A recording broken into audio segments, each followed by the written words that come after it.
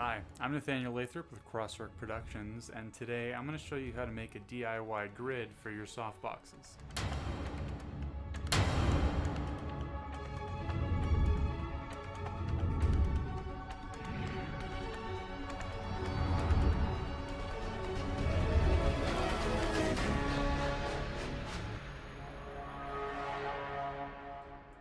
So personally, when I started out filmmaking, I bought 3 softboxes and just kind of built it up from there. But now the softboxes are, even though they work great, I don't really have a way to focus the light. You just turn them on and so I was looking online at grids to see how much they cost, and for what I would need for my softboxes, it would be around 15, 16 bucks. And then I was thinking, you know, I could probably make one.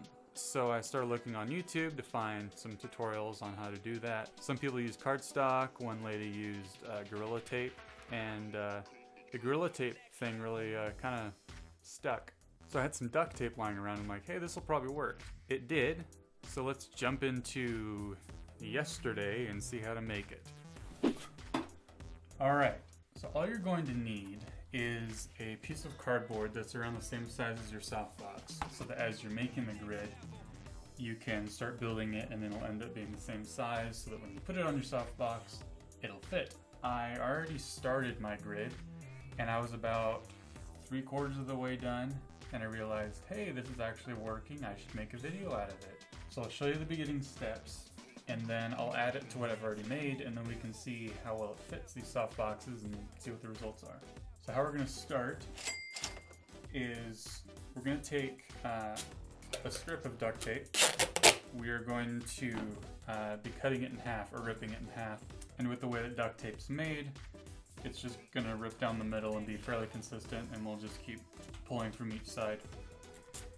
And the measurement wise, we're going to take this and hold it up against a Blu-ray movie, which is around the length that we're going to want it. Kind of cut it down there, roll it into a circle, make it overlap a little bit, set that aside, and then make another one. And then basically we are going to take our previous roll and just kind of pinch it together. And what we're going for is like a really long, narrow oval, and then we'll just keep adding them as we go, and then you'll see what we're going to do after that.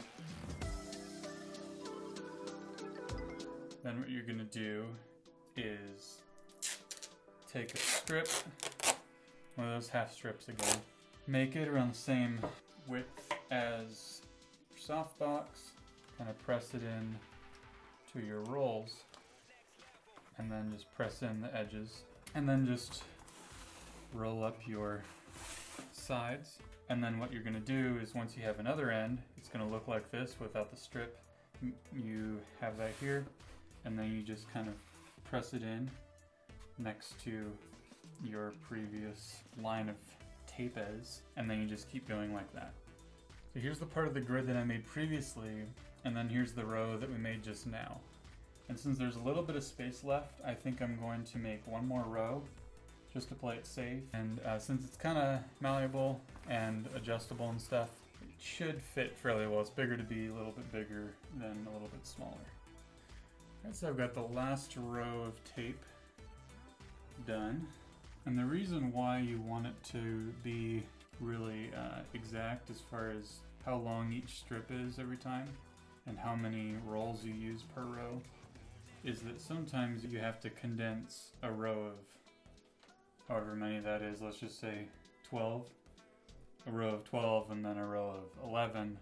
So then you start getting this warping, like what's happening here. I didn't quite put enough in this row. I probably should have put at least one more. Apart from adding a strip here and then on the ends to keep it from accidentally sticking to something, that's the grid. It's a little heavy, but I'm pretty sure that's something that most softboxes can handle. And if you notice here, some of these rolls aren't very level with each other. They're kind of, the whole thing's not really flush. And part of that, apart from just accidentally making it that way, is that when I was pulling off the strips on the duct tape, every once in a while the little tiny columns inside the tape would shift over one. So then I'd be doing uneven rolls. So then I would have rolls of tape that were different widths. And that's why they're not super level on one end. But if you do it all on a really flat surface, then you can turn the whole thing over and the other side should be a lot more flat. So we've got our softbox and we have our duct tape grid. And the corners actually will just fit over the rods that are holding the corners of the softbox. So I want you, if I'm not in the way, to watch this line of light right here. As soon as I put this on, it's going to be cut away quite a bit.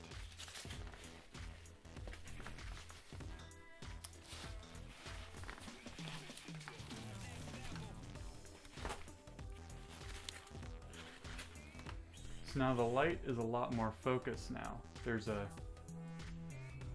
beam is a lot narrower and there's not as much spill. And in this room in particular, the walls are fairly a light color, so I often have a trouble of dealing with the light bouncing all over the place. But with the soft boxes here, with the grids, I don't have to worry about that as much. Alright, so I've got the light pointed straight up with the grid on it. And as you can see, the light's definitely, it has a lot narrower of an angle. I've got haze in the room, so it'll accentuate the lines of light. So I'm going to take the grid off real quick and you'll be able to see how much of a difference it makes.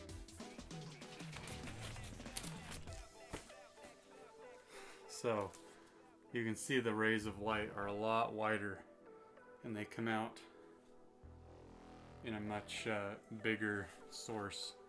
The grid does take away a little bit of the output since you're putting black over it, so it's going to lose a little bit of light, so you may have to raise your ISO or lower your shutter speed or something. But it doesn't take away too much light, but enough to where it might matter if you have a certain project that requires that. So personally, I like the final result. I mean, it's got a little, a few imperfections, but it actually, if you really wanted it to, it could kind of collapse down. You just have to make sure the sticky portions aren't going to stick to anything. And, but it seems to work pretty well, and the fact that all I needed to do was just pull the corners over the softbox, it made it so that it worked pretty well. So that's basically it. I hope you liked this tutorial. If you enjoyed it, go ahead and give it a like, and feel free to subscribe.